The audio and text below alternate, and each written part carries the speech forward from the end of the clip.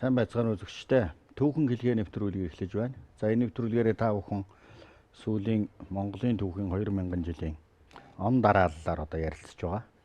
За өнөөдөр бид нэр зүүн гарын хаан тус буюу ойрд ястан дээр түшгэлсэн нэлээд тийм төр зуурын бөгөөд их дуйлянтаа улс оршиж байсан тухай ярих юм.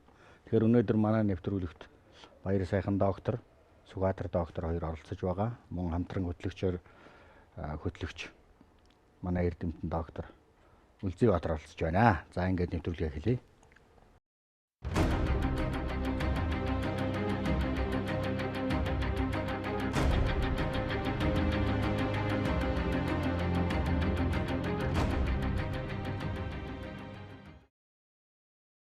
За манай монголчуудын түүхэнд тод улмөрөө үлдээсэн зүүн гарын хаан тулс гэж бий. Тэгэхээр одоо бид хэд зүүн гарын хаан тулс гэж ер нь хэдий вэс нэрлэгдсэн ямар орон зай байна вэ? Яагаад зүүн гар гэж нэрлэх болсон? Ямар хуу нутаг дэвсгэрт ямар угсаатныг хамарсан ийм олос тогтож ийсэн. Тэгээ энэ тухай одоо ингээд залуучуудаа тайлбарлахаас эхлэе. За. Ер нь зүүн гар гэж яагаад нэрлэв? Тий, энэ ойрдын дотоод бүтцтэй холбоотой нэрлэлтэй. Энэ зүүн гар улсыг бол одоо ойрд монголчуудын суурин дээр байгуулагдсан улс гэж үзэж байна. 17 дугаар зууны дунд хаваар ойрдод маш том их өөрчлөлт явагдсан. Тэр өөрчлөлт үйл заах ихэнх хасаас гэсэн өөрчлөлт явагдсан л да. Эхний өөрчлөлтийг бид нэр юу гэж харж байгааг нь ойрдод 1616 онд буддын шашин хүлээж авсан. Энэ бол маш одоо том дотоод нэгдэл одоо хийсэн зүйл. Бүр сурвалжид бичсээр Байгаус хаан бол энэ чуулганы ахлаач байхдаа бол яг 32 ноёдыг байлгаж хагаад нэг хөвгүүний өөрөө бол завьянтаг хөвгүнчилж аваад өөрийнхөө өмнөөс одоо банд болгоод төвдөлгээд шашин авсан. Шашин авахдаа өр бодлохтой. Хоёр дахь нь бол 1623 онд Харгачин гахаа жил одоо алхын шолоо өвчтөе хийсэн дайн баг. Дайныг бол яг гахаа гал гахаа жил гээд 1587 онд гээд Убашунтайжин туужийг үндэслээ хэлээд байгаа юм л да. Энэ тэр 1587 оных биш. Өөр дайн байна. 1623 онд болсон дайн. Эсвэл сурвалж бичигдтэй тэр гахаа жилийн Махмуудыг буруу ütснээс болоод эргэлзээд байгаа юм л. Тэнд бол үндсэндээ зүүн Монголд буюу халах Монголд ойлголцож чадсан. Тэрнээс хойш ойрдууд ерөөсөө дотоодын асуудал болно, баруун талын асуудалд анхаарал хандуулсан л да. Тэгээд тэр алдарт нөгөө ижил мөрний тийшээ хийсэн том нүүдлүүд байна. Дараа нь төвдөд зам нээх зорилгоор, замаа шалгах зорилгоор 1637, 39, 42 онд их хэмжээний цэрэг оруулж байна. Юм лөө төвдийн зам Хөхнүрт эзэлж байна. Яг ингээд ойрдын дотоод бүтцтэй өөрчлөгдсөн байхгүй. Нэг хэсэг хошуудууд Нурагчааны угаад Халимаг дөрүүдийн хэсгэд. Тэгээд ойрдын дотоод тэр 4 аймгийн том холбоо байсан. Уламжит холбоо. Баяр сайхан сайн судалсан. Баяр сайхны хэлнэ. 4 холбоон дээр суурилсан холбоогоо 2 гар болгосон. Тэр нь бол Цорс дөрүүдүүд нь зүүн гар. Хошууд хойдууд нь баруун гар. Ягаад торгууд ордгоог бол 1642 он гэхэд шүхэр дайчин бас бусаж ирээд бүх торгуудууд аваа явцсан. Бүгдийн бүр ингээд одоо айлмаг дэшээ. Тэр энэ ийш тийшээ нүүдэл мэдлэн тэр дандаа чуулгантайгаа зөвшөлж хийж байгаа зүйл шүү дээ. Тэгээд тэр бүтцээрээ хийсэн зүйлийг одоо зүүн гар, баруун гар гэж 2 гар болоод тэгээд активч далаагаа үзэхдээ тэр баруун гар, зүүн гар хоёр бол 3 жилийн хугацаатаагаар засаг ээлжиж барина гэж үзэж. Тэр ер магадaltaа. Харин тэгээд зүүн гарын одоо хүн тайжууд гэж байгаа. Баруун гар нь далаа даваас авсан хан хэрэгмтэйг нь толгойлж байна. Тэр нь явандаа 1676 онд Галдан бошигтой зүүн гарын хүн тайж байхдаа баруун гараа буцсахад улсаа байгуулахаар ерөөсөд өөрийн ирэхгүй зүүн гар гэдэг улс болоо явцсан. Нутаг дэвсгэрийн хэмжээ бол одоо тухайн үедээ хаанаас хаа хүрж ирсэн байна. За зүүн гар улсын Ихэн үе дунд үедээ өөр байх л да. Тий, ер нь бол бидний үдснэр бол юу шүү дээ. Энэ 1538 оноос эхлээд эндсэндээ Моголстантай том дайны байдал байгаа. Тий. Тэгэхээр Моголстантай даймаа гэхээр одоо Тэнгэр уулын бис нутгийг л эзэдэн авах бодлого Алтан бис нутгаас хийсэн. За ингээд үндсэндээ бол энэ бис нутагт бодлогууд явсаар байгаад 17-гийн эхэнд бол үндсэндээ ойрдуудын эзэмшил бол Тэнгэр уулын бис нутаг болоод ирсэн байна. Ялангуяа элийн голын бис нутаг. Элийн гол бол Тэнгэр уулаас хойшоо болно. Баруун тийшээ гарч байгаа бүх ус бол элийн голоор орчиж байгаа юм л. Тэгээ Балхааш нууц утга. Элийн голын энэ хөндөй зүүн гарын мэдлэл байна. Алтаа нуранаас ураг шивж байгаа Эрчис мөрний сав газар бол ойрдуудын мэдлэл байна. Эрчис хойшоо явж байна тийм ээ. Эрчис их хойшоо. Тэр бис нутаг 17-гийн эхэнд бол эдний мэдлэл байна. Одоо тэр тэдний эзэмшлийн бис нутгийн одоо хамгийн захын цэгүүд бол Таар хоттой байна л да. Тоболсгийн хажууд байна гэхээр одоо Сибирийн баруун Сибирийн мэсэлд ороод ирж байгаа шүү. Тэгээд Казахстаны тэр цөлч гэж манайдаг тэр говь нутгийн хойд талаар Эрчисмөрний сав газар руу хэлж байна. Зүүн тал нь Алтан баруун сугаас. Алтаагаас эхлээд одоогийн нутгаар бол Хятадын Шинжаан мууж Казахстан улс. Тий. Казахстаны 50% энэ төр гээд ингээд ерөнхийдөө бол Алтан өвөр болоод баруун талын асруудам нутаг тийм ээ. Тэр галдангийн үе дээр бол газар нутгийн өөрчлөлт их өгцөн. Бүр төлсөн. Тэр бол шууд одоо уугрыг бүгдийг нь хожоо үедээ. Тэгэхээр Тэнгэр уулын уртлын тэр таармын элсэн зэл тойрсон тэр бис нутаг бол зүүн гарын мэдлэл. Тэгэхээр энэ газар нутаг маш өргөн болчиход байна. Тэгээд энэ Скотрокшийн элсэн дээр бас нэмж хэлэхэд 15 дугаар зууны дунд үе хүртэл бол бас энэ Хангаан нурууны баруун бие хүртэл бол ойрдууд нутгалж ирсэн мэдээ бол байдаг.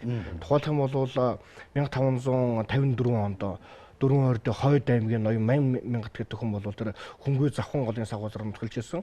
А энэ хүнийг бол тэр Төмдийн Алтан хаан орцсон утгатаас хунтайч нар бол удаа дараад цогсон учраас цаашаага нүүдлээд бол мөн алтаад авч бүр тэр Эрчим мөрний одоо сая хэлж байгаа сав газар орын ганц модон гэдэг энэ лүү хүртэл бүр цаашаага дөрвж нүүж нутгалсан бол бас тийм мэдээ бол ийм холбоо байна. Жишээлбэл Дарвисангүдэн хааны үед Төмдийн Алтан хаан шахагдж Дарвисангүдэн хаан халах захарыг авч одоо бүр Хянганы нуруу халах голын тэрлүү одоо суусан. Тэгээд Хангай нуруу ерөнхийдөө бол хизгүү болсон. Тэр үед ойрдууд одоо илүү наашаага төрж суус юм а гэдэг нь бас нэг юм мэдээ бий. Энэнтэй юм уялдаа бий юу одоо шинэ 1550-аад он гэж байна шүү дээ. Тийм. Тэгэхээр ерөнхийдөө яг хойдын түүхийг ингээд судлаад ингээд аваад үзэхлээр бол бас энэ яг Хангаан нурууны баруун бие тэр хөнгөө завхан голын сав газар бол бүр эртнээс нааш энэ хойдууд бол нутгалж ирсэн баримт олдоод байгаа юм. Судрын чуулган дээр болохоор тэр ариг бүх бол өөрөө хатан номгон гэдэг Хойд аймгаас гаралтай хүн байсан. Тэгэхээр яг ариг бүхийн үйл явцтай холбоотойгоор тэр ойрдуудыг захирж ирсэн тэр үйл явцтай холбоотойгоор гарч байгаа мэдээ нь энэ тис хол одоо энэ үлээстэй чигүстэй гол Хангаан нурууны баруун хэд гэдэг. Энэ газар нутгууд бол бүгдээрээ яг нь ойрдууд энд нутгалж ирсэн бол мэдээ гарч ирж байгаа. А энэ бүр уламжлаад тэр 16 дугаар зууны дунд үе хүртэл гараад харин тэрнээс хойшоо бол удаа дараагийн довтлогооноор цаашаа бол шахагдсан гэсэн мэдээ бидэг. Зүүн гарын хаан тулс одоо яг хүчирхэг бүрэлдэнд огцсон үеийг аль үе гэж үзэж байна. Одоо нэг очир цэцэн хаан энэ төр зогтөг үе мүй чинь аль үе дээрээ орох уу? Хамгийн хүчтэй үеийн зүүн гарын хаан тулс хэдийн үе вэ? За зүүн гарын хаан тулс бол ерөн судлаачид бол хоёр янзаар үздэг юм л да. Зүүн гарын хаан тулс 1635 онд байгуулагдсан гэдэг. Тэр одоо залаа төхний тэргүүтээ Орсын судлаач тэр он тоолол яваа. Тэр бас үндэслэлтэй. Юу гэвэл нөгөө ойрдын дотоодод маш том өөрчлөлт орлоо шүү дээ. Хошууд одоо урагшаан ихэнх нь модогтой цөөхөн хошууд. Торгууд гэж том аймаг бол явчихлаа. Дөрөвдийн тал нь ингээд бүр явчихлаа. Хойдууд бол тэр үед хүчин бүрээ сул аймаг одоо баг байсан. Яг бол хойдууд ч ерөөсөө тэр хин чилжэн тэр Алтан хааны үеэс эхлээд л ерөөсөө шолоо ерөөсөө тэр 1730-аад оноос хойш энэ зүүн Монголоос ирсэн 9 удаагийн том довтлогон байна. Ерөөсөө Алтан хаан 2 удаа, Хотгоцээс ирсэн 2 удаа, Засаг тааны 1 удаа, Тишээ тааны энэ довтлын Автаас хааны Тишээ тааны тэр их довтлогоонууд ерөөсөө хойдыг чиглэсэн байхгүй. Тэр учраас хойдыг бол үндсэндээ бол одоо тэр ойрдын суурь чамиг байсан. Тэгээ нааталтаач байсан юм уу? Тэгээд бүс цогтой байсан. Одоо хотгоодыг үсгэх гэд хойдууд оролцож байна. За тэгээ хөхнүүрлүүд тэд нар бас олзонд явж байна. Маш олон байдал. Тэгээд хойдууд чинь их ойр дотор байхгүй. Тэгэхээр зүүн гарт хэм байх гэхээр цорсууд байгаад байгаа л. Цорс тийш нүгэв. Тэгэхээр цорсын энэ улс төрийн том манлал түүхэнд 200 жилийн дараа гарчсан манлалыг судлаач нар зүүн гар хаан тус шараад байгаа. Зүгээр бид нэрийг сонгодог онлоор Цорс ч өөрөө бас нөгөө зүүн гар талд нь байсан. тий. Голлох. Тэрийг бас зүүн гар хийдэг юм аа. Тийм. Хойд талтай байгаа. Цорс уу? Одоо манай зүүн талд гэхээр одоо Алтан нуруу тал удаад Тэгээ одоо алтан нуруу тал руу. хойд тэдний зүгээр бол нөгөө хойд тал нь зүүн цаг байхгүй. зүүн зүг тий. Одоо Баруун тал. төвд нь баруун төвд нь өмнө зүг биш баруун тал болохоор чи эсрэг тал нь хойд тал нь Хойд зүг нь зүүн гар, өмнө зүг нь баруун гар болоод тий. тий. 90 Нар манддаг тал нь Өмнө зүг. өмнө тэдний өөрсдөө өмнө Одоо зүг. бид нэр бол зүүн зүг шүү Тий. дээ. Нар манддаг. Одоо Улс овдынхын Улаанбаатарыг өмнө зүг гэдэг байгаа байхгүй. Тий, өмнө зүг гэдэг. Нар Уламжлалт манддаг зүгээр. Тэрч багуу зүүн гарын нэр байж магадгүй. Гэхдээ зүүн гарын нэрийг чинь бас сурвалжид байдаг шүү. Хөхнүүрийг эслэхтэй бол дөрвөн талд ингэ байрлалаар загсаж Сэргээж өгөх та. сэргээ загсааж орохдоо байрал эзлэхтэй гар гараа. зүүн талд нь бол цорс байсан. Тий. Цорс байсан учраас цорс нь юу бол? Зүүн гарын цэрэг. Гар гараа барьж жагсаж шүү дээ одоо тэр цэрэг давталгаанд. зүүн талын. Тий. Тэгээд ер нь тэгэхэд л бид нар зүүн гар улсыг хаант улс гэдэг шүү дээ. Хаант улс. Нэг хааны захиргаад. Тэгж үзэж байгаа тохиолдолд бол бид нэр 1676 онд байгуулагч юм байна. Тэр онлоор Хаантаа болж байна. хаантаа болдог юм. Би тас улс гэж үзүүл. Үзвэл одоо би хаантаа улс төрийн байгуулалтын энэ чинь хоёр дахь хаант улс болно гэдэг юм бол Тэгвэл шинэ үзэгдэл багхгүй. тэгвэл эн чинь юм байна да. Нөгөө алгын юуныхаа ордын зүүн гар очир цааныг зохиод галдан бошгот гарч ирдэг үеийг хаантаа болж байгаа. Яг хаант улс гэдэг үе юм аа. Тий. Гэдэг л тийм ээ. Өмнөх суурь нь. Яг тэгж үзэж байна. За. Яг хөө залаачны үзэлт нь бол арай өөр боловч гэхдээ тэр 1635-аас 1776 энэ нэг 40 жилийн хоорондох улс төрийн үйл явц дотор тэр Цорс аймгийн манал маш хүчтэй байгаа. Ялангуяа Баатар хүнтэй манал тэр чуулган хуралдуулж байгаа, зарлан хуралдуулж байгаа байдал, Оростой харьцаж байгаа байдал, улсын хувьд яг шийдэж байгаа байдал. За тэгээд 1640 оны их цаазд Баатар хүнтэй оролцоо тэр газар нутгийн хаан байрлаж байна гэж харахад бол зүүн гар оролцоо их байна. Харин зөвхөн баруун гар буюу очиж цэцэн хаан бол төвдөөс хан цол авцсан. Далаа ламчаас холж утгаад байна л да. Харин 1676 дээр бид яагаад тогтож ярих гэдэг юм бэ? Галдан бошгот бол 1640 оны цаасд өөрчлөлт хийсэн. Отог аймаг гэдэг засваргын ойлголтыг тийм 1678-ны их цаазын нэмэлтэнд оруулж өгсөн. Нэг асуудал. Албан засварын том зохион байгуулалт гэсэн. Анги, отог, жаз гэсэн. Энд чинь том шүү дээ, том ойлголт. Тэр байтугай ойрдод байсан хамгийн их хэцүү зүйл бол бүр эсэн хаанаас өмнө үеэс эхэлчихсэн. Ноёдын цол хэрэгмийг хүчинг болгосон галдаа. Одоо эсэн тайш хааны тайш цолыг хамгийн томхөө одоо борнахлын удмынхан буюу дөрвөдийн ноёдод хэрэгэлдэг байсан. Шинжлэл үе реформ маягийн тий хэрэгэд тайш, анш тайш, хамгийн сүү далаа тайш гэдэг. Бүх тайш цолууд. За тэр Чинсэн мэнсэн гэж цолууд биш үү? Батуулаа Чинсэнгийн цол баслын явж исэн. халсан. Тэд нэр бүгд халсан. Тэр өөр ямар юм тэр бүгдийг халсан байна. Тэр элдэн мэлдэн. Тэрнээс хойш шууд их ноён, бага ноён, дунд ноён, бага ноён гээд Зэрэг зэнда. зэндэгээр шугаад тэр ангийн ноён ингээд тэгээд доошоогоо төшмөлийн систем маш том өөрчлөлт хийсэн. Тэр бол бүх төшмөлүүдийг зайсан гэж нэрлэж байгаа. Бүгд зайсан. Эренб тогтоосон. За зайсан дотор импорт болчих. Тэрний зайсан чинь Йоан улсын үед юусэн дотроо 9 зэрэгтэй том цол шүү дээ. Тэр юм авч тэнд хэрэглээ. Тэр засварын өөрчлөлтөөс учраас бид 1776-г гарцаагүй зүүн гар улс яг тэр сонгодог улс төрийн онлоороч тэр за эрх мэдэл нэг хүний гарт тосч байгаагаар мэд. Баяр сайхан докторын дээр Бэлдаасан маягийн. Сүхбаатар докторын одоо энэ саяын ярьж байгаа онолтой бол санал нэгддэг. Ер нь бол санал нэгддэг шүү. Тэгээд дээрэс нь яг хоо юм нэмээд өгүүлэхэд нөгөө яг энэ сая Сүхбаатар огшин хэлсэн тэр улс төрийн тэр тогтолцооны өөрчлөлт байгаа шүү дээ. Тэрний нэг гол зүйл буюу нөгөө өмнө байсан чуулганы тогтолцоо гэдэг юм чинь хамгийн 1676 онд хамгийн сүүлийн чуулган дараа очир сэцэн хаан бууж өгснөөрөө бол чуулганы тогтолцоо гэдэг нь байхгүй болчих. Өөрөөр хэлбэл засаглалын хувьд өмнө бол чуулган тэгээд чуулганд аймагуд суудаг. Аймагуудын ахлагч нар бол өөр өөрсдөө аймгийг захирах боловч чуулган нэгтгэж чуулганы ахлаач буюу нөгөө төвдөөс хан цол авсан одоо Байбогсбаатар очир сэцэн хаан нар ингээд захирж исэн болвол 1676 онд чуулган гэдэг юм үг болоод. Нөгөөх яг нөгөө Галдан бошгот хааны хаан цэцгэл гэдэг юм бий болсон гэдэг нь бол баримтаар нотлогддог учраас энэ оныг бол бид нар бол хүлэмжж өртөг. Галдан хаанаас эхлээд зүүн гарын хаант улс яг өмнө нь бол их том бүрдэл болж исэн байна. Тэгээ Галдан хаанаас эхлээд хаан засаг яг тогтоод хаан гэж нэрлэхүүц онлын хөвдлөд баримтын хөвд юм а гэж та нөхөд хэллээ. Тэгэхээр зүүн гарын хаант улс хичнээн хаантай байв. Хамгийн сүүлчийн хаан нь хэн байв? Тэр хооронд ямар үйл явц болов гэдэг талаар яхан тодруулж ярих уу? За Энэ үндсэндээ бол сүүлийн хаан Даваач хаан. Тий. Энэ хүртэл 6 хаан сууж байна. Эднэр бол бүгдээрээ ингээд хархуулын угсааны ноёд сууж. Хархуулын угсааны тэгээ Баатар хүн тайжийн хүү Синг галдан суугаад галдангийн дараа Сингийн хүү суугаад дахиад одоо Цэваравдын хүү гэхэд Сингийн талд угсаа зовлож байгаа. Даваач бол бас Баатар хүн тайжийн нэг хүү Бүм гэдэг хүүхдийн удам угсаа. 94 сурвалжаас харахад зүүн гарт үнэхээр тийм цорс тайжнэр ирэх мэдл маш өндөр түвшинд байна. Ерөөсөө маш өндөр түвшин. Дархлаатай. Тий, одоо хожмын зайсангуудын нэр цолн зайсан толтойг хүмүүсийг харахад ч гэсэн бүгдээрээ тэр Баатар хүн тайж болно. Тэрний ах дүүсийн хүүхдүүдийн юу салаа бүгд ингээд.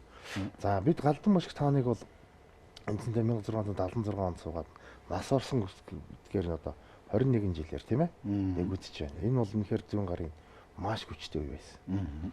Одоо манжин 1678 оноос. Тийм 1678. Энэ бол Галдан бол улс төрийн тэр юу ихтэй гадаад нөхцөлөд бид харах хэрэгтэй. Энэ үед бол үнэхээр дундад айзан авахаа байсан. Маш муухай байсан.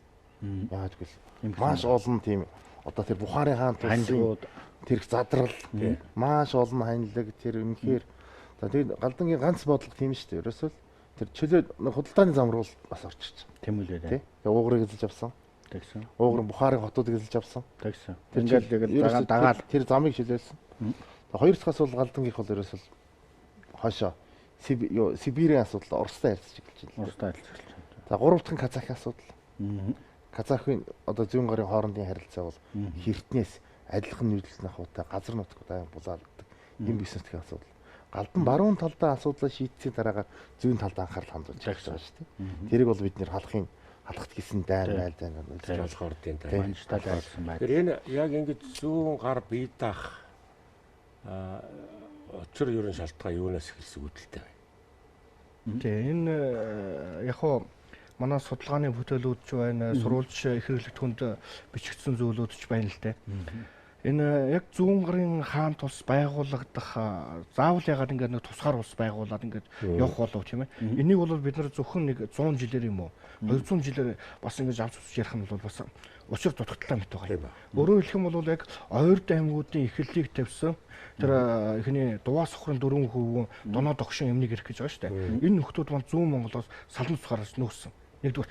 Хоёрдугаар тал бол 1260 оны үед тэр ариг бүхийн тэмцлийг ойрдууд маш их идэвхтэй дэмжижсэн. Тэмж устраас бол Алтан нуруунд ирж болно. Алтан нурууны наад бий хангаан уул хүртэлх савгазран гэж нутаглан суусан.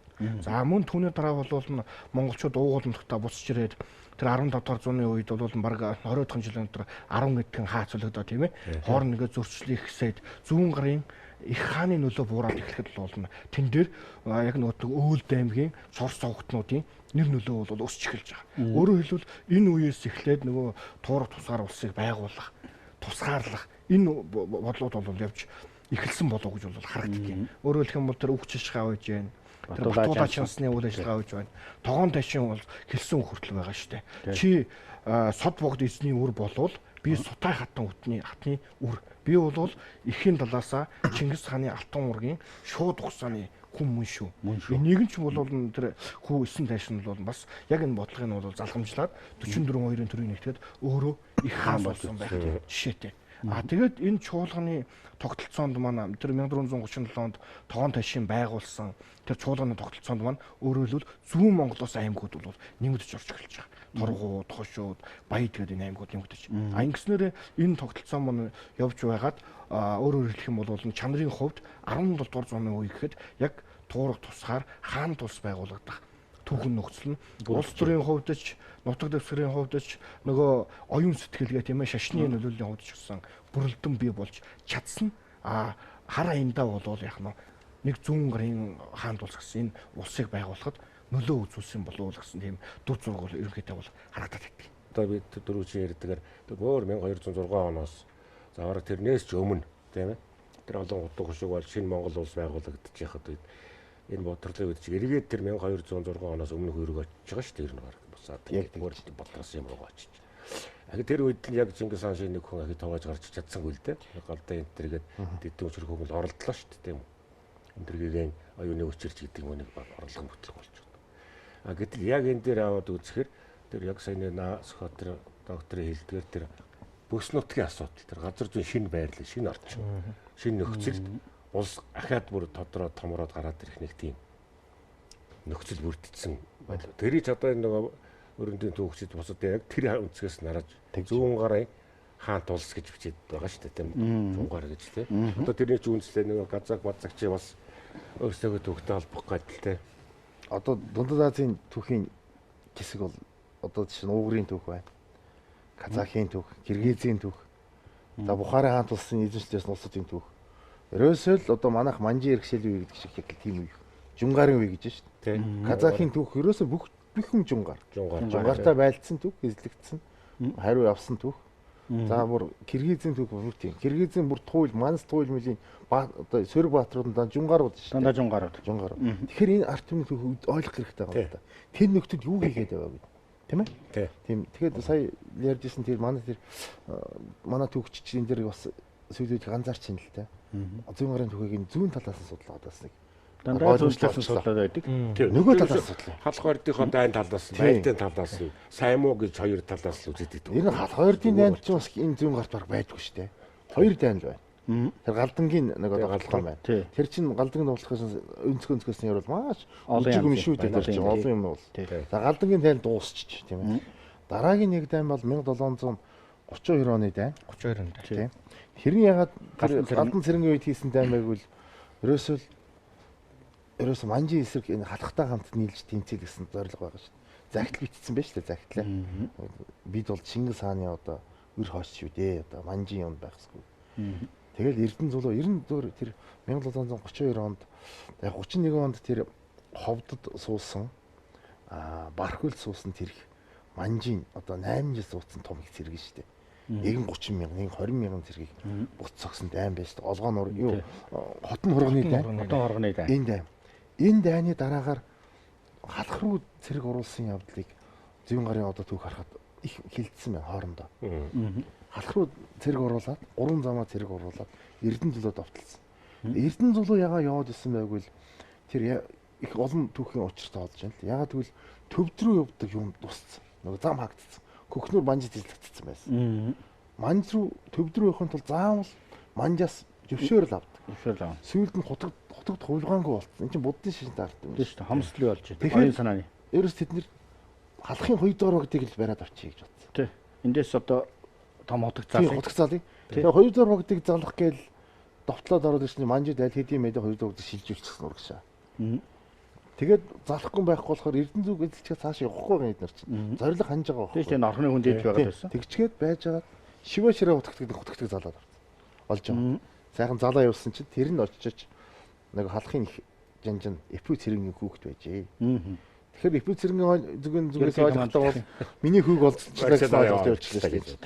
Тэнд ингээд тэд нар бол багцаа тэгээд нэг хоёр буруу халтсан бол хоёр дахь тайм тэр байхгүй юу? Өөр халах хоёрын асуудал юм хоёртой байх. Гайсгсан юм. Бахан. Гэтэл энийг бол Орсын төвчтөнд хийцсэн юм уу? Манай социализмын төв бичлэгч нөгөө дайн бичих дуртай шүү дээ. Тэгээ хоорондоо тэмцлийн төв шүү дээ. Тэгээд л баах юм гаргаад бичснээс сүүлд нь тавих. Одоо ингээд тэр нь тэгээд уран зохиолоор ороод ингээд орсноос болж ингээд юм. Түүнээс зүүн гарын түүхийг нөгөө талаас нь хармаар байна. Тэнд чинь тэд нар бас Монголыг өөрсдөө харин ойрдын бүр дотоод хуульд цаазууд байна шүү. Монгол ястай хүнийг нүүрс тосонд бүү зарыг. Монгол ястай хүнийг инжинд бүү өгье. Бүр тийм зарим дотоод юу та.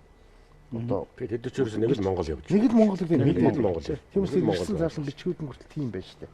Тэгээ Цэв Аравдангийн нөгөө Өндөргэгэнд бичсэн загтлууд миний сэтгэлийг татдаг юм та. Тэгээ Өндөргэгийн чинь нөгөө урагшаашаас инх хамгаалгийн энд суудсан.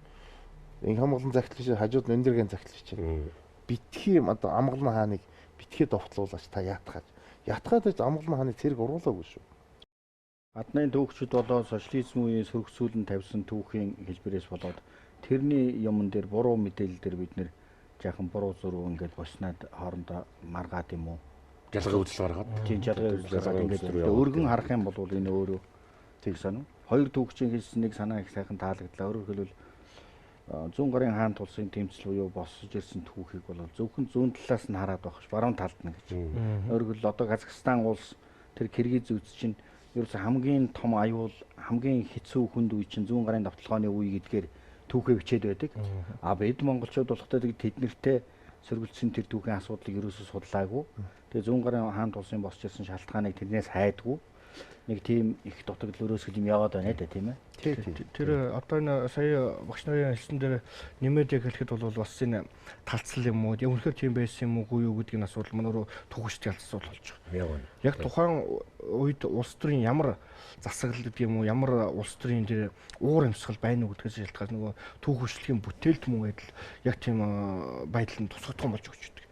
Тэгээд тэрийг нь уншсан манай залуучууд гэдэг юм уу эсвэл тэр түүхчлэг хойж үйдэг бол бас нэг тодорхой хэмжээгээр буруу мэдээлэл өгөх байдлаар ийм тархсан юм бол байж байгаа. Гэтэл нөгөө сая манай Сүхбаатар багшийн хэлдгээр нүд зүүн талаас судлаа гэд байгаа гэж учир нэгэндээ саргаж хэлж байгаа. Одоо 1934 оны үед бичсэн бүрдийн буянжуулган гэдэг хүний бичсэн 4 үйлдэл түүхээ зохиолж байгаа. Гэтэл энэ зохиолчин бол яг л нөгөө нэг манжийн баримт түүх тийм ээ зүүн гарын бодлогын бичгээр тулгуурлаад нөгөө түүхийн асуудлыг ингээл гаргаад ирсэн.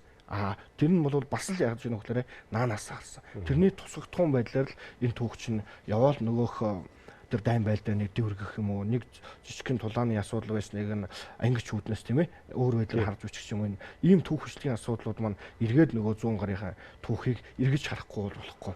Түүхчлийг буруу онол арга зүгээр бичих юм болвол тэр байдлыг харуулдаг байна. Уршигтай байх нэ гэдэг тийм ээ. Ер нь бол зүүн гарын хаан тулс алхын хоорондын зөрчилд ингээд харахад очирч ицсэн хаан халахталаа төвшөөл алхан тэрийг хамгаалаад засагдхан баруун гар нь болохоор ойр руугаа ханраал тэр нь тэрийг хамгаалаад ингээд зөрөөл ингээд хоорондоо ийм л байсан түүх штэ. Тэгэл энэ нь дундуур нь заагаа хайцсан юм шиг л хоёр дайсан байсан юм шиг л болоод улс төрийн зөрчил харилцан хамааралтай байсан тэр түүхийн ээдрийг л эвгүй тайлбарлах дээр л эвгүй асуудал яриа. Ястан үндэсний гол барьж тайлбарлаа тэр нь асуудал. Одоо чи нэгдсэн хаан нэг захиргаа байхгүй болцсон тийм ээ. Нэгдсэн хааныг хинэн дэмжиж илүү дэмжиж ийсэн тэр үйл явц чинь бол үндсэндээ тэгэл ариг хөвлөө хоёроос хойш явсан зөрчил алтан уургийн хооронд дотоод зөрчил үндсэндээ яваал энэ гэсэн үг шүү. Одоо бид нэр тэр уугурын нэг том түүх чинь бичсэн уугур зүүн гарын харилцааг номыг энэ жил гаргах гэж байна. Тэр маш сонирхолтой ном байна. Тэр Ярканы хаан тус яаж ойрдууд эзлэгдсэн. Тэгээд ер нь ойрдуудын дотор нэг үг байдаг л да одоо ч гэсэн хотонгийн төр 7 хонохгүй гэж. Уугуруудын бослого маш их одоо ч зүүн хятад болохгүй ш. Нөгөө дунгаан байдаг. Дунгаан нь өөрч цагаан махаа. Яг уугурууд нь тэр яг цэвэр одоо хотон уугурууд эднэрийн бослого зүүн гарын үед ч одоо зүүн гар ямар их зовлонтой болж байсан юм бэ тэр. Дотроо нэг уугрын дотроо байна штэ. Биц дотор нь орцсон байгаа байхгүй. Тэгээд тэдний байнга бослого гаргав. За Казахын довтлого Казах тэр зүүн гарын харилцаа чинь их ээдрээтэй шүү. Тэр одоо галдан чин Казахыг ер нь анх маш сайн одоо шахаж эрхэндээ оруулсан галдан мөшгт юм шиг. Тэр үуч одоо Казах гэдэг чи одоо яг ямар хуу байх ордууд юм бэ? Ер нь бол баахан ордууд байна. 16-гийн төгсгөл 17-ны эхэнд Казахын тэр Тавка хаан гэж том хаан гарч ирсэн шүү. Тэдний нэг нэгтгсэн Тавка. Галдан бол нь бол юу вэ? Казах хэлээр ярьдаг байсан. Тавка хааныг бол галдан бол довтлоод хүүхдүүдийн олзолж аваад далаа ламд өргөч гэсэн юм байна. Тийш илгээц. Тэгээ далаа ламд очиод яг хааж гэж буцааг Казахч буддын шашны дэлгүүрийг оролцсон байна. Казах тэгж яхад яг Москва аваагүй байсан. Тэгээд сүүлд Цэв арвд нь Казахуудтай маш найрамдалтай болохын тулд Тавка хааныг далаа ламынхаас авчирээд 500 сэрэгтэй хөргөж өгсөн байхгүй. Тэгээ харин яа гэсэн чинь нөгөө тал нь бослого гаргаад тэгээ 500 зэрэг буц цогч гисэн. Алч гисэн. Хятадсан. Тэрнээс эхлээд зүүн гарын Казахын хямралд хид дагч гарч ирлээ шүү дээ. Тэгээд Цэвэн арвдан хааны Халимгийн хаанаас залсан Сун арвдан гэдэг хатныг замд нь саатуулсан. Элчийн алснаас ихсүүлэл ингээл дайнууд Казах тэгсэн дайнууд байна. Казах тэгсэн дайнуудыг бид нэг сайн ажиглах хэрэгтэй. 1723-аас 24 оны дайн бол одоо Казахын түүхэнд маш их аюултай. Ер нь Казахын одоо хамгийн нэмэгдэл түүх ширдэг. 3 сая Казахыг алсан гэж ярьдаг л да. Амуу дараа сэр дараа манай адаг хүртэл шахаж байгаа. Казахуудыг тэр их дайнууд өөр Казахын түүхэнд домог болцсон дайн л да. Тэгэл ингээл ийм байдлаар энэ зүүн гарын цаатлагын асуудлыг харах хэрэгтэй шүү дээ. Киргизийн асуудал. За Киргиз бол ерөөсөө зүүн гарын дотоод мэдлийн асуудал. Ерөөсөө дотоод отог дотор орж байгаа. Өөр нэг сонирхолтой юм байдгийн баяр сайхан доктор Тайр энэ талаар мэдээлэл өгдөг болов. Зүгээр би юу шиг хууч яриан сонссон зүйл. Цэвэн 10 дэнгийн товтлон Хямлан нурууг давж исэн юм гэн Непал руу товтлох гэж исэн, товтлж исэн ч гэнэ үү. Ийм нэг тийм сэжин байна энэ төр гэж хүн хэлж исэн. Тэгэд би бол гайхаад өнгөрсөн. Иймэрхүү сураг байна. Тэр чинь алдарт одоо Америкийн цэргийн активд судлагддаг юу штэ. Сэдв штэ энэ чинь. Тийм үү? Америкийн цэргийн активд судлагддаг хоёр сэдв байна штэ. Эсрэг хааны Энзүн хааныг барьсан 20 мянган цэргээр 500 мянган цэрэг. Тийм Энзүн хаан. Тэрний тактик бол ерөөсөө юу байхгүй юу? Өсгүүгээр төлөвлөлтсөн. Уснаас нь одоо ядраацсан. Өсгүү газар бэлсэлсэн асуудал. Тэр нэг тактик. Одоо ч цэрэг дагаад байдаг тактик шүү дээ. Нөгөө нь бол Цэвэравдан хааны үед нөгөө хөхнөр манжид эзлэгдсэн учраас хөхнөрөө дамжид ерөөсөө төвдрөө урд ганцхан хаалга байгаа шүү дээ. Тэр хаалга хаагдсан. Тэгэхээр энэ тэр 6000 цэргийг олон жил сарлагын махаар тэжээж домогд бас байна тэр чинь.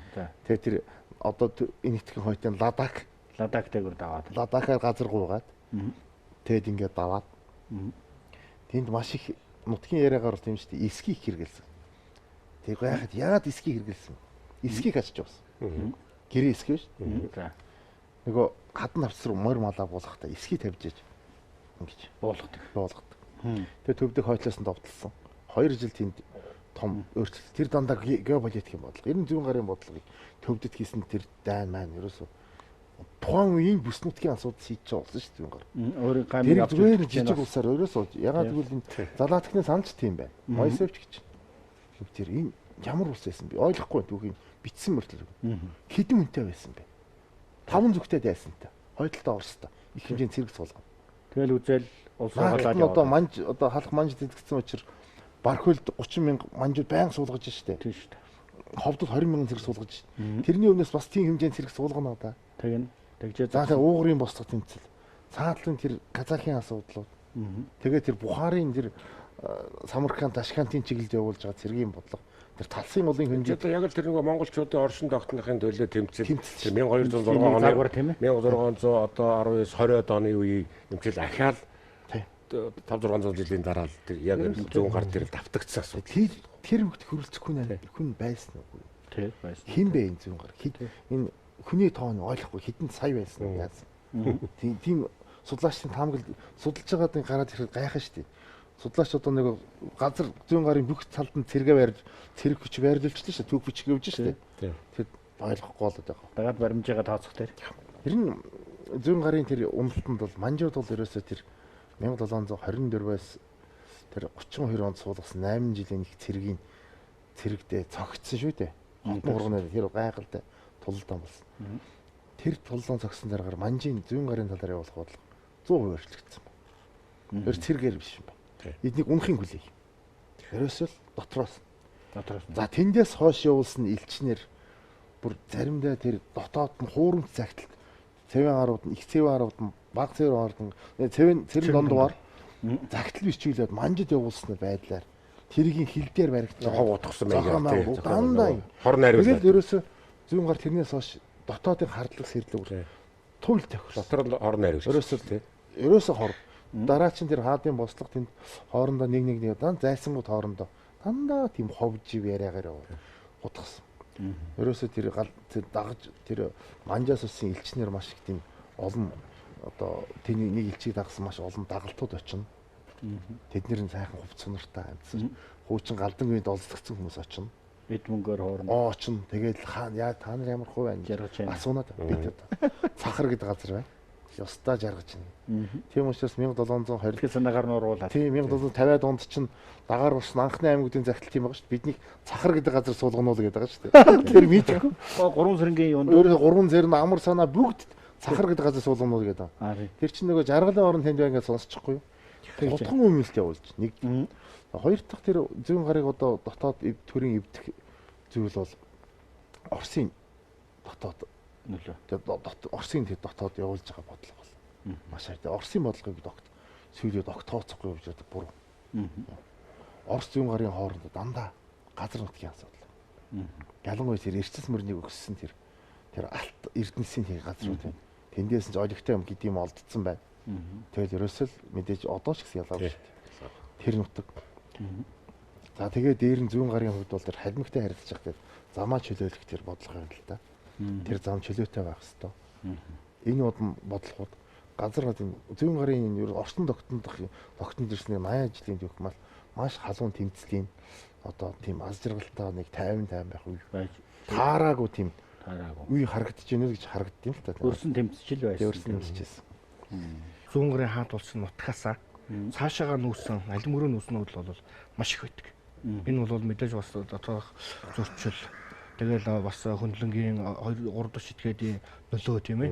Хутган хүмүүсийн байдал бол маш их нөлөө үзүүлсэн байж байгаа. Тухайлх юм бол тэр 1745 онд бол маш том хагарал явагдсан Галдан зэрэг таалуулснаар тэгээс бол хойдын дижид ноён бол 2-3 отг аваад бол тэр чигээр халимгөрөө нүгөө хөвчөж чийд. Энэ бол байдал нь бол эргэл нэг яг хүн амынх нь байдал цөөрөх тийм ээ. Эргээд тэр дагаж явах энэ бол бас тодорхой хэмжээгээр бол нөлөө үзүүлсэн байна. Дээрээс нь бас нэг зүйл нэмээд өгүүлэхэд бол бас 18-аас 19-ийн түүх бичлэгт нэг ялангуяа яг Монголын түүх бичлэгтэй тийм ээ. Зүүн гардч тэр халахадч тэр яг зүүн гарын хаант улсын дотоод асуудлыг юм уу эсвэл халах зүүн гарын харилцааг юм уу яг ингээд судлаад бичээд үлдээсэн зүйл бол зохиол бараг байхгүй. Ганц нэгэн домог юм уу эсвэл ганц нэг хүмүүсийн үйл ажиллагааг бичсэн. Гэтэл тэрнээс өмнө буюу 17 дугаар зууны үеийн сурвалжууд гэдэг чинь тэрнээс өмнөх ойрд болон халахын харилцааг бол маш нарийн сайт биш үлдээсэн байдаг. Энэ нь бол тэгээ бас тэр тухайн үеийн түүх бичлэгтэй байв уу эсвэл нь бас тэр зохион байгуулалтаагаар тэр дарах нуух тийм ээ бүр магадгүй бол устгах ийм үйл ажиллагаа явагдав гэдэг дээр бол бас бид нар бол бас анхаарах хэрэгтэй. Өөрөөр хэлэх юм бол одоо тэгээд бид нар яг тэр зүүн гарын түүхийг судлахдаа дотоод нүүд болцоон дор биш эсвэл тэр манжийн засгийн төрийн хуулинд өөрөө бичигдсэн төрийн түүхийн албан түүхийн зохиолууд эсвэл тэр сая Сүхбаатар багшийн хэлсэн тэр Казахын юм уу тийм ээ Оросын түүх бичлэгт ямар хөө байдлаар туссан байдлаар байгаагаар нь бол авч үзэж байгаа. Одоо тэр зүүн гарын түүхэнд холбогдох үед яг шууд хамаарах Баатар өвшин юм уу тэр зохиогч нь мэдэгдээгүй гавн шарын бичсэн дөрвөн ордын түүхүүдийг харахаар их төлөв ерөөсөө 17 дугаар зуунаас 18 дугаар зуунаас өмнөх үеийн түүхэнд хамаарна. Тэр одоо жишээ нь зүүн гар энэ улсын дөршөөд ижил мөрөнд одоо шинэ халимгууд оршиж ирсэн тэр одоо зүүн гарын 1-2 хэсэг байна шүү дээ. Энэ хоорондоо олон нүүдэл явсан гэлээ. Тэгэхээр энэ одоо тэгээ хэлхээ холбоо нь тасардгүй их сонин үзэгдэл шиг надад санагдаад байдаг. Жишээлбэл 1910-ад оны үед хүртэл одоо Шинжаанд амьдарч байсан Ялганбаатар сумьягаас ахгуулаад ер нь халимг руу явъя гэж явж байгаа л Монгол руу ингэж тойрч орж ирсэн шүү тийм ээ. Тэгэхээр энэ сэжим яаж хадгалагдаад байсан бэ? Ийм удаан хугацаанд ойрдуудын одоо хоорондоо одоо хэдэн мянган километр хол оршиж байгаа ойрдын хоёр мөнхлөг байна тийм ээ. Энэ дээр бол ямар юм байдгүй? Би энэ тэр бүс нутгаар явж исэн юм аа. Тэрээр нүүдэлчдийн бүр гой санаанд байдаг бүс нут л гэж бодож. Одоо энэ Казахстаны хойд тал Сибирийн өмнө талын хөндөөл байна л да. Хонгил гэдэг юм коридор тий. Одоо яг л зээр давхсан нэг юм нүүдэл яваад байхад ерөөсөө нүүдэлчд тэргээл яваад идэв. Тэрийг бараг нүүж байна ч гэж заримд бараг ойлгохгүй шүү. Эртэн цагтаа. Амжиргаал энд явж шүү дээ. Энэ нүүдэлчдийн тэр их том нүүдлүүдийг их жирийнээр бас төсөөлдөг. Ягаад гэвэл тэр халимгийн тэр 10 жир гэдэг ноён бол төвдөд мөргөл үлдэхээр гэр бүл хүүхдүүдтэйгээ малаа туугаад гараад ирж байна. Нүгэл хаашаа яваад л ингээд мөргөлдөж мөргөчгөөл буцаад л явж чинь тэр чинь. Тэнд бол нэг их амар их хүчтэй нүүгээд ах юм бол зүгээр улирлын аясаар ингээд тэр нүүдэлчдийн юуг бол тэг талаас гарах хэрэгтэй мэл. Зүүн гараас ижил мөрөнд нээсэн эндсэндээ том нүүдлийг толгой 9 том нүүдэл байна. Ижил мөрөөс наашаа чиглэсэн 4 том нүүдэл байна. Тэгэхээр энэ зүүн гар халимгийн дотоод энэ хоорондын худ уургийн улс төрийн харилцааг бол бид нар маш сайн судлах хэрэгтэй. Хооронд нь одоо ямар бас л түүх хүчтэй дайтуулчих гэдэг үзээд байгаа. Тэр болохгүй. За тэр зүүн гар болон тэр хөхнүүхтэй хошуутын тэр хоорондын холбоо бас сайн арах хэрэгтэй. Бид нар бол ерөөсөө энэ анханасаа 1600 тэр 30-аад оны 4 ордын чуулганы шийдвэр одоо их улс үндэстэй тийм бодлого явжээ. Тэр нь 120 20 30 жил үргэлжилсэн зүйл. Энэ хугацаанд тэнд Тургуу таант улс гэж ижил мөрөнд байгуулагдаад, энэ зүүн гараг улс байгуулагдаад, энэ хөхнөөрт хошууд улс гэж том байгуулагдаад, энэ чинь Монгол угсааны улсуудын байгуулсан том улсууд шүү дээ. Тэрийг бас тэр өнцгөөс мэд хармаар байна. Дээр нь бас бидний зүүн гарын түүхийг харж байхад бол энэ эдгээр улсуудын холбоо хамаарлаас гадна энэ зүүн гар бол халах Монголтойгоо маш их нэгт холбоотой байсан шүү. Монголын зөв бидний судалтыг мэддэг гутагт хуулгаа тэгээд нэг нэр намтран тодорхой хэдэн хүмүүсийг тийм ээ Өндөргээгийн Занбаазар одоо Ламингийн усан дандан жандсан Заявандтай усан хэрлэлээр харахад ихийн талд дандаа одоо халахын үед за зүүн гарын хит хитэн хошууд болон цорсын хит хитэн ноёдууд дандаа халахаас утна. Энэ чинь зүүн гарын тэр манж их том дайнаас зөвөр энэ бараг л ингэ байдаг зүйл одоо нэг хэлбэрээр авч үзэж болохгүй маа тийм ээ. Хоорондоо нарийн. Тийм их сайхан нэг талбайтай байх л орлоо. Нэгдсэн одоо Монгол үндэстнүүдийн тархан суурсан ч гэсэн улс төр шашин талаар одоо хутагт хувилган харилцсан залах тийм бүхэн ингээ хуушин яваад байна шүү дээ. Яг ийм бодиттой түүх байсаар байтал заавал дундуур нь хил тогтоох гэдэг хэрэггүй гэж байна. Цаглах байдал өөр байсан юм шиг. Манжуулч гэсэн энийг сайн анзаарч байгаа шүү дээ. Өөр Монголыг эзэлж аваад ямар ч ноёныг алаагүй шүү дээ. Нэгдэн хааны хойцсыг бүгдийг ингээл яг хөө ингээл тэжээгээл яваад халахыг эзэлж аваад ингэчгээл тэгэл юм болж л байлаа. Халахаас ял шийтгэл гаргасан ноёдуудыг тушаал ууруулна ингээд тэгэл тэгж байгаа л эцэг өвгдийнхэн байгуулсан гавьяа гүнзэлтэй захаа гаргаа тавьчихна. Гэтэл 1755 онд зүүн гарын хаант улсыг манжид эзэлж авангуудаа яасан бэ? Ерөөсөө өөр дурын хүнийг алдаг. Өөр алдаг яддаг. Тэгэхээр Монголын усгаас тогтнолын сүүлийн голомт зүүн гар байсан. 140 мянга гарын хүн гэдэг лөө. Ер нь ядлага дөрчсөн. Зүүн гарын бослогын яруу судлаачдыг олон тоо хэлж байна. Энэ зүүн гарын хаант улсыг манжин албан баримтанд 600 мянган хүн байсан гэж байгаа шүү дээ. Тэгээд тэндээс үлдсэн нь бол нэг 100 гаруй мянган үлдээд бусд нь байхгүй байна шүү дээ. Тэгэхээр би хядлага гэж үздэг юм бидний судлаач чинь. Тэгэхээр энэ манжуудын бодлого ч гэсэн зүүн гарын хаант улс унангууд өөрчлөгдөж байгаа. Гэтэл зүүн гар гэдэг улс тэр хүчрэг улс байснаар тэдний одоо манжуудын өөр Монголын талаар явуулдаг бодлого. Хөхнөөрчүүдээ явуулдаг бодлого. Айдаахан байна. Халахын бол өөр. Тэрнээс хойш бас өөр. Оросууд бас тийм. Оросууд ерөөсөө зүүн гар байхад халимагтай маш болгоомжтой ярьж байсан. Тэгэл зүүн гар мөкснийг мэдлээ халим Оросууд мэдлээ. Ерөөсөө тэр 1755 онд устлаа гэдэг мэдлээ манжууд бүгдийг хядсыг сонслоо харлаа. Шууд бодлого өөрчлөлтөд шууд дотоод хуулинд нь өөрчлөлт оруулаад дотоод гадаад асуудал хаагаад өөрийнхөө лам оруулаад ерөөсөө тэгэл халимгийн нөхдөд чинь болохоо байлаад 1771 онд зүүн гар өмснөөс хойш 16 жилийн дараа нааш нь юуж байгаа шүү дээ. Тэр нэг зүгээр нутгаа гинт санаад нүүсэн зүйл биш тэр чинь. Тэгэхээр ийм монголчуудын нэг түүхэнд бол ингэ зүүн гарын нөлөө ямар их том байсан бэ? Хожуу хүртэл халимаг бүх газар газартаа нөлөөтэй байж зүүн гарын түүх яриа томоор харах хэрэгтэй. Хоёрдугаарт нь бол зүүн гарыг бол тэр бис нутгийн. За зүүн гар алга болсны дараа тэр дундад Азид бий болсон нөхцөл байдал маш олон нөхцөл байдлууд үүсэж байна. Бухарын хаант бас казахууд харин зүүн гар унангууд явах ёстой үстэй. Бүр хүчтэй болох ёстой. Бүр байхгүй болсон. Бүр байхгүй болсон. Хоорондоо үзээд Оросууд тэрийг ашиглаад ингээд өөрсдөө оруулаад авчихна. А за зүүн гарчуудын соёлын нөлөө бол бис нутагт нэгээр тогтсон байна. Тэр бол тод үсгийн соёлын нөлөө жиш. Нэг л соёлын нөлөөөр авах. Тод үсэг бол яаж вэ? Тод үсэг бүр зүүн гар мөхсний дараагаар 1783 онд Бээжинд тод үсгийн сургууль байгуулж шít. Төшөөлөд бэлдээд шít. Хинтээ харьцах гэж. Казахуудтай харьцах гэж. Киргизүүдтэй харьцах, төвдүүдтэй харьцах. Тэд нар чинь бүгд тод үсгээр манчтай харьцаад байна шít. Бүх загтал бичгүүд нь байна.